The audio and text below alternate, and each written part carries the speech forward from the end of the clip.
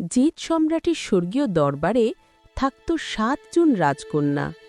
তারা সবাই নিজেদের পছন্দের জায়গায় বসবাস করত, কিন্তু সবচেয়ে ছোট রাজকন্যার ছিল এক বিশেষ প্রতিভা। তিনি আকাশের মেঘ দিয়ে নরম পোশাক তৈরি করতে পারতেন। তার তৈরি পোশাক এত সুন্দর আর নিখুঁত ছিল যে কেউ সেলাইয়ের দাগও খুঁজে পেত না। তবে প্রতিদিন একই কাজ করতে করতে তিনি বিরক্ত হয়ে পড়েছিলেন। নতুন কিছু করার অনুপ্রেরণা যেন হারিয়ে ফেলেছিলেন।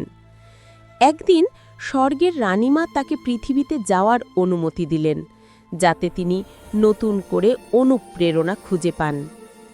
তাকে রক্ষা করার জন্য তার ৬ বোনও সঙ্গে গেলেন। সবাই বিশেষ পোশাক পরে আকাশ থেকে নিচে নেমে এলেন। তারা পাহাড়, নদী আর সবুজ পৃথিবী দেখে মুগ্ধ হলেন। পরে একটি ঝলমলে নদীতে সাঁতার কাটার সিদ্ধান্ত নিলেন।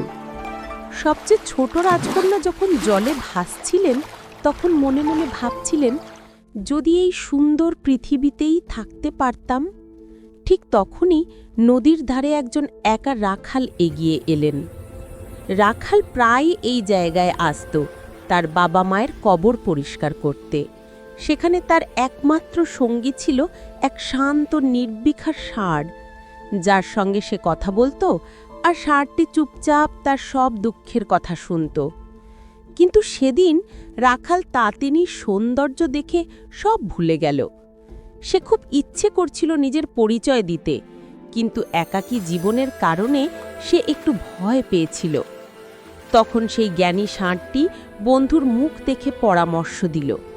সে রাখালকে বলল, ওই সাঁতার কাটা মেয়েরা আসলে স্বর্গের রাজকন্যা, আর সবচেয়ে ছোট রাজকন্যা পৃথিবীতে থাকার স্বপ্ন দেখে। তবে সে শুধু তখনই থাকতে পারবে যদি তার জাদুর পোশাক, যেটা দিয়ে সে আকাশে ফিরে যায়, সেটা হারিয়ে ফেলে। রাখাল যখন নদীর ধারে এগিয়ে গেল, রাজকন্যারা ভয় পেয়ে উড়ে গেলেন। শুধু ছোট রাজকন্যা পেছনে রয়ে গেল। রাখাল দ্রুত তার জাদুর পোশাক লুকিয়ে রাখল। তারপর নিজের পোশাক খুলে রাজকন্যাকে দিল, যাতে তিনি কিছু পরে তার সঙ্গে থাকতে পারেন। ধীরে ধীরে রাখাল তার বিশ্বাস অর্জন করল। তারা একসঙ্গে গ্রামের চারপাশে হাঁটত, কথা বলতো, হাসত। রাজকন্যা রাখালের সরলতা আর যত্নশীল মন দেখে মুগ্ধ হলেন, আর রাখাল তার চোখ দিয়ে পৃথিবীকে নতুন করে দেখতে শিখল। দিন যেতে যেতে তারা গভীরভাবে প্রেমে পড়ল। দুজন মিলে একসাথে গড়ে তুলল একটি সুখী, সুন্দর জীবন। তাদের খামার ক্রমে সমৃদ্ধ হয়ে উঠল। তাতিনী তার কারুকার্যের জ্ঞান ও দক্ষতা গ্রামবাসীদের শেখাতে লাগলেন। সবাই তাকে খুব ভালোবাসত। সময় কেটে গেল, তাদের জীবনে এলো 2টি সুস্থ ও সুন্দর সন্তান।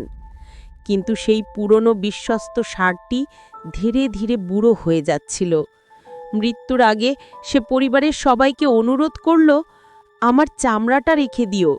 কোনো দিন যদি বড় প্রয়োজনে পড়ো, তখন এর ভেতর লুকোনো জাদু কাজে দেবে। ষাঁড়টির মৃত্যুতে রাখাল খুব কষ্ট পেল, কিন্তু তাঁতিনীর মন চলে গেল তার পুরনো ঘরে, স্বর্গে। একদিন তিনি তার গোপন জাদুকরী পোশাকটি বের করে ঝেড়ে নিলেন, আর চুপি চুপি স্বর্গে ফিরে যাওয়ার সিদ্ধান্ত নিলেন। যখন তিনি সেখানে পৌঁছালেন, অবাক হয়ে দেখলেন কেউ তাকে দেখে অবাক হচ্ছে না, যেন তিনি কখনো হারিয়েই যাননি। তখন বুঝলেন, পৃথিবীতে এত বছর কেটে গেলেও স্বর্গের সময়ের গতি একেবারেই আলাদা। পৃথিবীর 1টি বছর মানে এখানে কেবল 1টি দিন। কিন্তু যখন তার পরিবার জানল যে তিনি পৃথিবীতে একজন সাধারণ মানুষের স্ত্রী হয়ে জীবন কাটাচ্ছেন, তারা রেগে আগুন হয়ে গেল। তারা চিৎকার করে বলল, একজন দেবকন্যা হয়ে তুমি কিভাবে একজন মানুষের প্রেমে পড়লে? তাতিনী কাঁদতে কাঁদতে আবার পৃথিবীতে ফিরে যাওয়ার চেষ্টা করলেন, কিন্তু তখনই রানীমা রেগে তার মাথা থেকে একটা সোনার কাঁটা টেনে বের করলেন। সেই কাঁটা দিয়ে তিনি আকাশ চিরে ফেললেন। এক মুহূর্তেই এক বিশাল আলোকোজ্জ্বল ফাটল তৈরি হলো, যা পরিণত হলো পৃথিবী ও স্বর্গের মাঝখানে একটি নদীতে। নিচে রাখাল কাঁপছিল। তার চোখের সামনে তার প্রিয় স্ত্রী স্বর্গের দিকে হারিয়ে যাচ্ছিল। কিন্তু হঠাৎ সে মনে করল ষাঁড়টির শেষ কথা, প্রয়োজনে আমার চামড়ায় লুকানো জাদু ব্যবহার করো।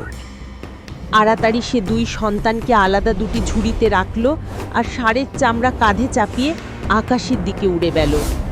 ঊর্ধ্বমুখে উঠতে উঠতে সে মেঘ পেরিয়ে গেল, কিন্তু সামনে ছিল এক বিশাল ফাটল, তারার নদী।